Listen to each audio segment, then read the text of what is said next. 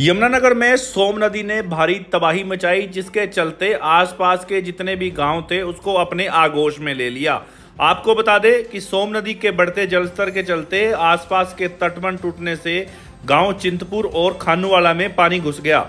जैसे ही इस बारे में सूचना मिली तो हरियाणा के कृषि मंत्री चौधरी कंवरपाल गुर्जर मौके का मुआयना करने खुद मौके पर पहुंचे। आपको बता दें कि उन्होंने नदी पर जाकर खुद जहां से तटबंध टूटा था वहां का मुआयना किया और अधिकारियों को निर्देश दिए कि जल्द से जल्द जो है यहां पर सुचारू रूप से काम की शुरुआत की जाए। उसके बाद मंत्री जी गांव के ग्रामीणों से मिलने पहुंचे, जहां पर पहुंचकर उन्होंने उनको जितना भी नुकसान हुआ है उनकी भरपाई का आश्वासन दिया और साथ ही अधिकारियों को कड़े निर्देश दिए कि दोबारा से ऐसी घटना ना हो जिसके चलते ग्रामीणों को ये दिन देखना पड़े। आइए आपको सुनवाते हैं क्या कुछ कहना है मंत्री जी का। आपको बता दें मंत्री जी खुद मोटरसाइकिल पर सवार होकर जो है इस नदी का मुआयना करने खेतों में पहुंचे। आइए आपको सुनवाते हैं कि क्या कुछ कहना है मंत्री जी का। बहुत बड़ा नुकसान हो गया और ये जहाँ से पटड़ी टूटी जो पहले गांव हैं उसमें वो चिंतपुर और खानूवाला है और इन गांव में वैसे भी गांव में भी काफ़ी नुकसान है। फसल का तो नुकसान है ही, तो मैंने अभी एसडीएम साहब से बात की और जो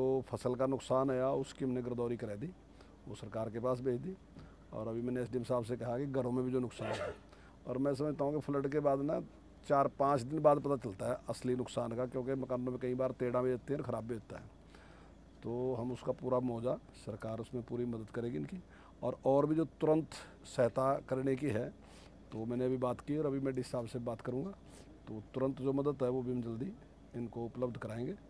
और जो गलियां और दूसरे ख़राब हैं तो उसके लिए भी हम पैसे की व्यवस्था करके उन सारी को ठीक कराएंगे। सर, नदी पे आपने कुछ जाके दौरा किया, वहाँ पे किस तरीके से मरम्मत का कार्य चलेगा?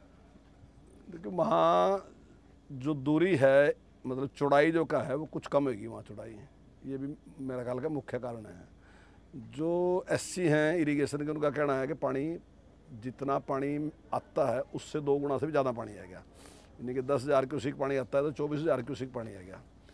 तो ये भी कारण होंगे, कुछ कारण दूसरे भी हैं कि नदी में बीच में टापू बन जाते हैं, उसकी वजह से भी है। और वहाँ जो बहाव है वो भी जो उसकी चौड़ाई थी वो कम होगी, तो कई कारण बन गए इस प्रकार के जिसकी वजह से वहाँ से टूटा है। लेकिन वहाँ पे अभी हमने पूरी तैयारी शुरू कर दी, 2 मशीनें अभी तक पहुँच गई, 3 मशीनें थोड़ी देर में पहुँच जाएंगी और 5 मशीन लगा के हम तुरंत उसको, मैं समझता हूँ कि कल तक ही हम इसका जो है एक जो मिट्टी का काम है वो तो कल तक ही हम शायद पूरा कर देंगे। और उसके साथ पत्थर लगाना, दूसरे लगाना, और उसके ऊपर हम स्टड लगाएंगे ताकि वो पानी का जो बहाव है वो सीधा इस साइड में टक्कर ना मार के थोड़ा पानी का घुमाव हो उसमें, तो वो हम कर देंगे।